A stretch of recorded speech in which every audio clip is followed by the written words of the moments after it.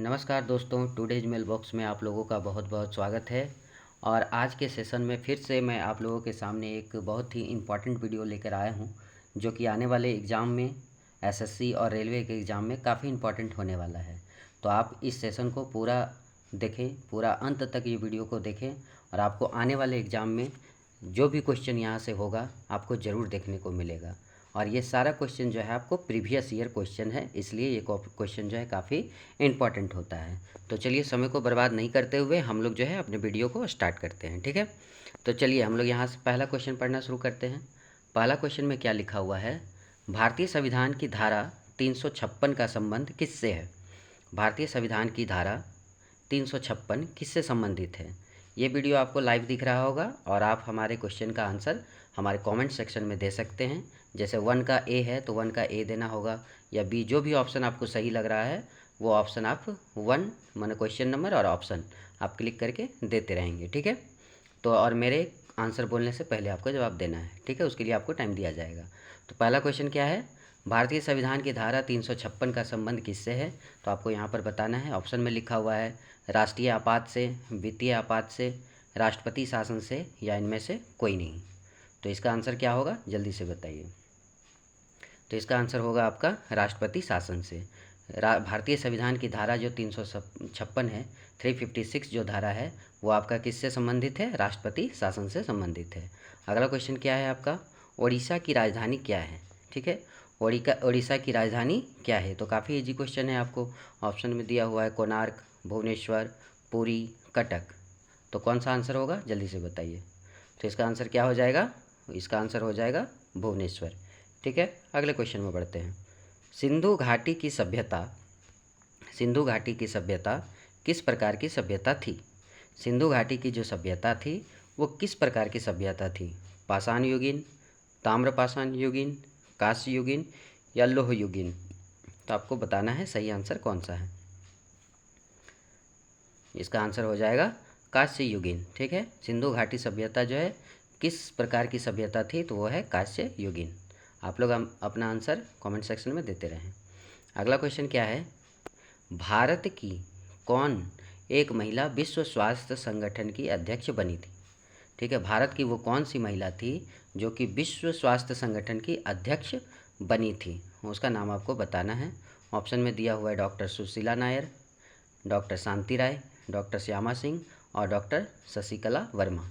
तो इसमें से कौन सा आंसर होगा ये आप बताइए। तो इसका आंसर क्या हो जाएगा दोस्तों? डॉक्टर सुशीला नायर। भारत की वो कौन सी महिला थी जो कि विश्व स्वास्थ्य संगठन की अध्यक्ष बनी थी? तो वह है डॉक्टर सुशीला नायर। अगले क्वेश्चन में बढ़ते हैं। अगला क्वेश्चन दिया हुआ है ओडिशा राज्य के उच्च न्यायालय, ओडिशा जो राज्य है उसका उच्च न्यायालय कहाँ पर स्थित है? मतलब ओडिशा का हाई कोर्ट कहाँ पर है? कटक में है, भुवनेश्वर में है, कोणार्क में है, या पुरी में है? ये आपको बताना है। चलिए इसका आंसर क्या हो जाएगा? इसका आंसर भी हो जाएगा आपका भुवनेश्वर में। इसका आंसर क्या हो जाएगा? भुवनेश्वर में, ठीक है। ओडिशा राज्य का जो उच्च न्यायालय है वो आपका भुवनेश्वर में है, जहाँ ओडिशा की राजधानी है। अगला क्वेश्चन क्या है? शक संवत को किसने भारत में आरंभ किया था? शक संवत को किसने भारत में आरंभ किया था? ये आपको बताना है। ऑप्शन में दिया हुआ है हर्षवर्धन, समुद्रगुप्त, चंद्रगुप्त मौर्य और कनिष्क। तो किनके द्वारा जो है शक संवत को भारत में आरंभ किया गया था, ये आपको बताना है। तो इसका आंसर बताइए फटाफट। तो इसका आंसर क्या हो जाएगा? इसका आंसर हो जाएगा कनिष्क, ठीक है। कनिष्क के शासनकाल में शक संवत को आरंभ किया गया था, ठीक है। कनिष्क के शासनकाल में शक संवत को भारत में आरंभ किया गया था।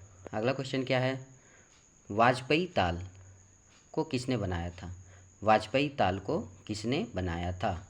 ऑप्शन में दिया हुआ है शिव कुमार वर्मा, वीरेंद्र कुमार वर्मा, रविशंकर प्रसाद, या भीमसेन जोशी। किनके द्वारा बनाया गया है ये आपको बताना है। तो इसका आंसर क्या हो जाएगा दोस्तों? इसका आंसर हो जाएगा वीरेंद्र कुमार वर्मा, ठीक है। वीरेंद्र कुमार वर्मा के द्वारा जो है वाजपेयी ताल को बनाया गया था। अगला क्वेश्चन क्या है? रेलगाड़ी में शताब्दी एक्सप्रेस में शताब्दी का संबंध किससे है? रेलगाड़ी में जो शताब्दी एक्सप्रेस लिखा जाता है, शताब्दी एक्सप्रेस का भी नाम आप लोग सुने होंगे, तो उसमें शताब्दी का संबंध किससे है? बहुत ही बढ़िया क्वेश्चन है ये आपका। इसमें ऑप्शन में दिया हुआ है महात्मा गांधी जी का जन्म शताब्दी, नेहरू जी का जन्म शताब्दी, नेताजी सुभाष चंद्र बोस की जन्म शताब्दी या अटल जी के जन्म शताब्दी। तो इसमें से कौन सा ऑप्शन आपका सही है ये आप कमेंट सेक्शन में बताइए।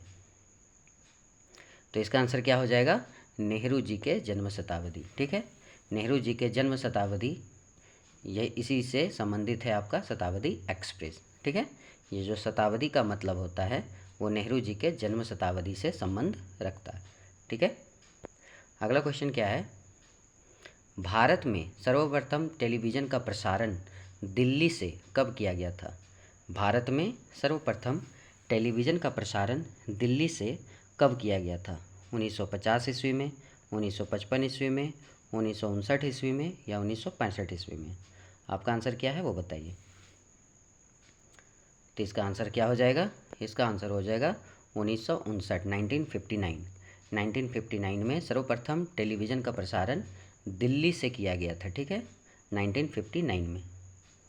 ठीक, भारत में सर्वप्रथम टेलीविज़न का प्रसारण दिल्ली में कब किया गया था? 1959 में। अगला क्वेश्चन, जगन्नाथ मंदिर कहाँ स्थित है? काफ़ी इजी क्वेश्चन है। जगन्नाथ मंदिर कहाँ पर स्थित है? तो इसमें ऑप्शन दिया हुआ है जयपुर, पुरी, जबलपुर या बालासोर में। तो इसका आंसर क्या हो जाएगा? आप लोग को पता होगा, जगन्नाथ का पुरी है ना। जगन्नाथ मंदिर कहाँ है? पुरी, जो कि उड़ीसा में है, पुरी। ठीक है, चलिए अगले क्वेश्चन में बढ़ते हैं। मूल रूप से भगवत गीता जो है किस भाषा में लिखी गई है? मूल रूप से भगवत गीता किस भाषा में लिखी गई है ये आपको बताना है। ऑप्शन में दिया गया हिंदी, अंग्रेजी, तमिल या संस्कृत। फटाफट आप लोग आंसर देते रहिए कमेंट सेक्शन में। तो इसका आंसर क्या हो जाएगा? संस्कृत में। मूल रूप से भागवत गीता जो लिखी गई है वो संस्कृत भाषा में लिखी गई। अगला क्वेश्चन क्या है?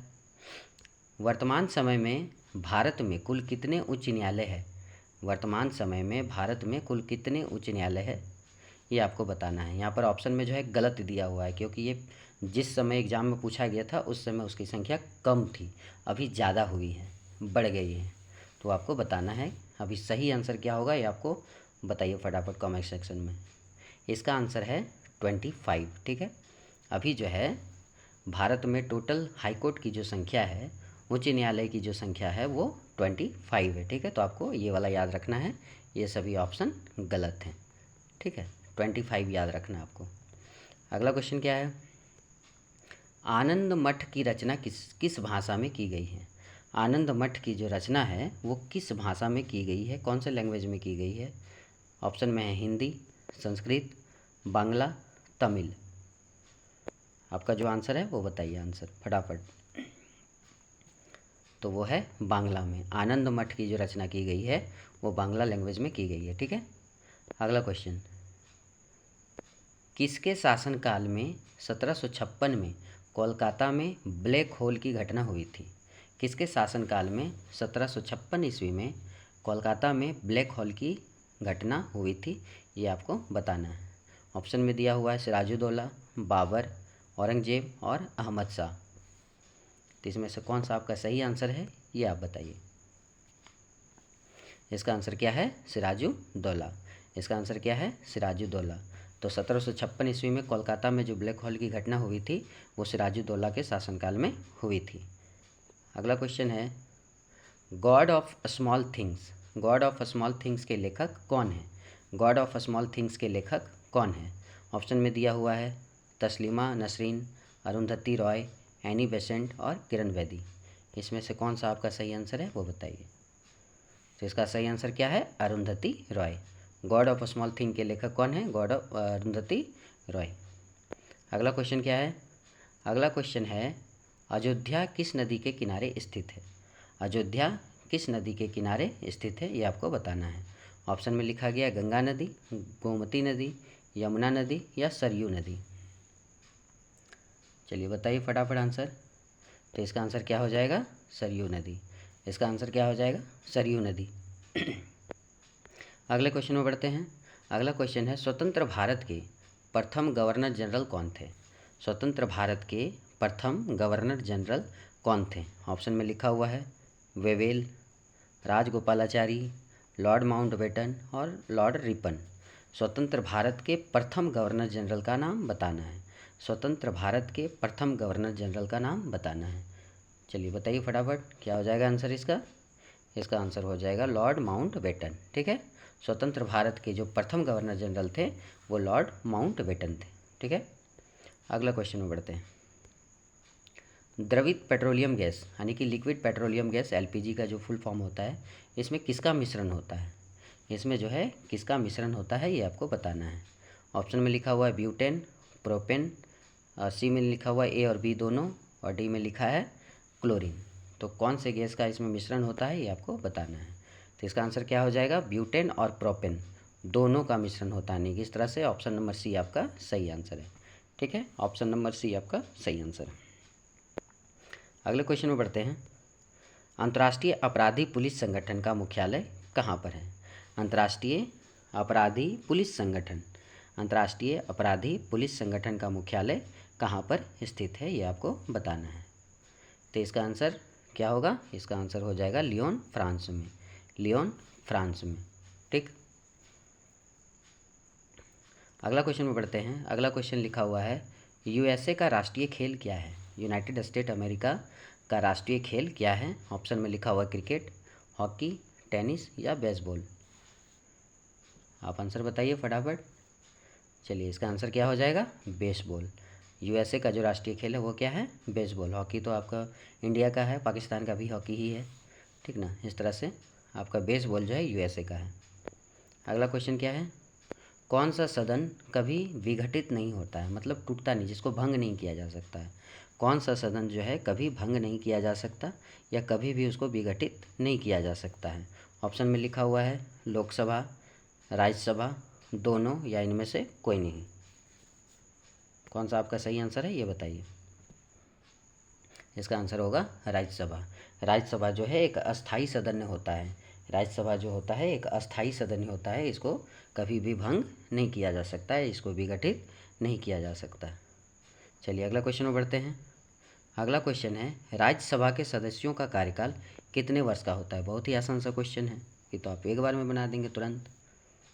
ऑप्शन में दिया हुआ 4 वर्ष, 5 वर्ष या 6 वर्ष। तो राज्यसभा में जितने भी सदस्य होते हैं उसका कार्यकाल कितने साल का होता है? 6 साल का होता है। ठीक है, उसका कार्यकाल कितने साल का होता है? 6 साल का। अगला क्वेश्चन, फतेहपुर सिकरी का निर्माण किसने करवाया था? फतेहपुर सिकरी का निर्माण किसने करवाया था? ऑप्शन है बाबर, हुमायूं, अकबर या शाहजहां। फतेहपुर सिकरी का निर्माण किसने करवाया था? तो बाबर, अकबर, हुमायूं और शाहजहां। तो जो सही आंसर है उसको आप कमेंट सेक्शन में बताइए। तो इसका आंसर क्या हो जाएगा? अकबर। फतेहपुर सिकरी का निर्माण किसने करवाया था? अकबर ने करवाया था।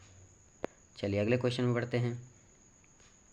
भारत में थियोसॉफिकल सोसाइटी का मुख्यालय 1882 ईस्वी में कहाँ पर स्थापित किया गया था?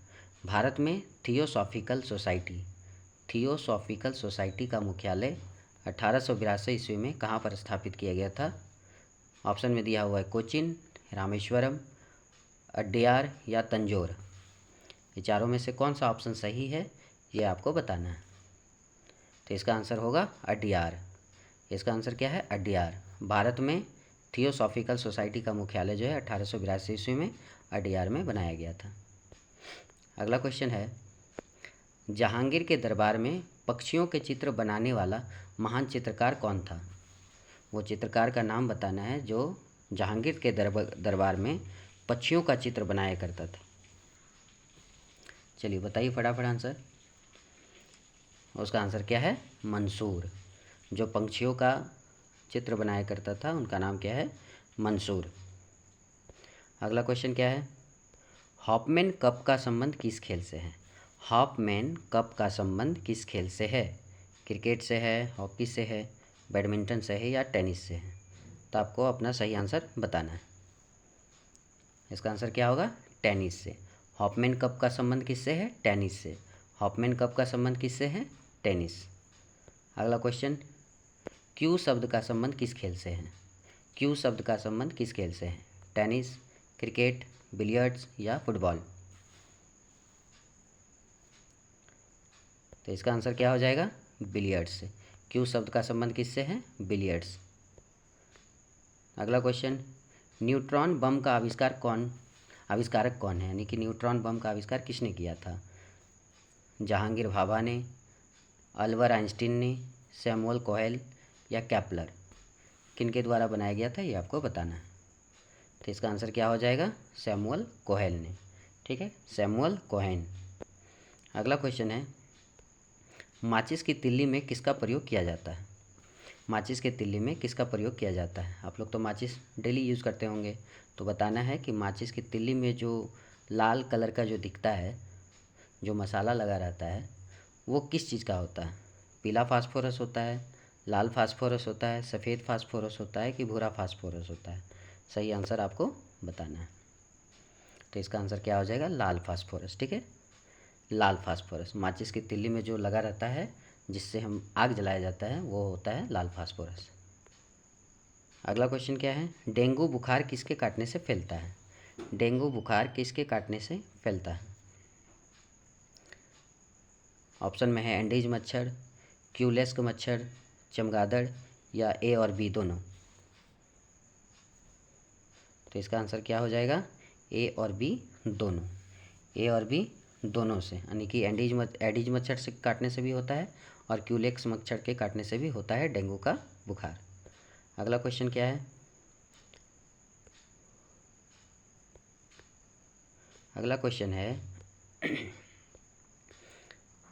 बुढ़ापा रोकने की औषधि है, तो बुढ़ापा रोकने की औषधि क्या है? सेस्टेरिन, पारासीटामोल, निकोलॉइड या एम्पिसिलिन? इसमें से कौन सा जो दवा है जो कि बुढ़ापा रोकने की दवा है, बुढ़ापा रोकने की औषधि है? तो इसका आंसर क्या हो जाएगा? सेस्टेरिन। इसका आंसर क्या हो जाएगा? सेस्टेरिन। अगला क्वेश्चन है, अरावली पर्वतमाला किस श्रेणी की पर्वतमाला है? अरावली पर्वतमाला किस श्रेणी की पर्वतमाला है? ऑप्शन में दिया हुआ है मोड़दार, ज्वालामुखी, भ्रंशोस्त और अवशिष्ट। तो इसका आंसर क्या हो जाएगा? इसका आंसर हो जाएगा आपका अवशिष्ट। अरावली पर्वत किस श्रेणी की पर्वतमाला है? तो अवशिष्ट। अगला क्वेश्चन है, तीसरे अंपायर नियम के प्रथम शिकार कौन सा खिलाड़ी बना था? तीसरे अंपायर नियम के प्रथम शिकार मतलब तीसरा अंपायर जो होता है तो उसमें से कौन सा खिलाड़ी जो है सबसे पहले उसका शिकार हुआ था तीसरा अंपायर का? ऑप्शन में दिया हुआ है सईद अनवर, स्टीव वॉन, राहुल द्रविड़ या सचिन तेंदुलकर। आपको सही आंसर बताना है। इसमें हो जाएगा सचिन तेंदुलकर। आपका सही आंसर क्या है? सचिन तेंदुलकर। अगला क्वेश्चन है, ध्वनि से संबंधित अध्ययन क्या कहलाता है? ध्वनि से संबंधित अध्ययन क्या कहलाता है? ऑप्शन में लिखा हुआ है एकोस्टिक्स, फोनेटिक्स, फिजियोलिस्ट या साइकोटिस्ट। तो आपको ऑप्शन बताना है कौन सा सही है।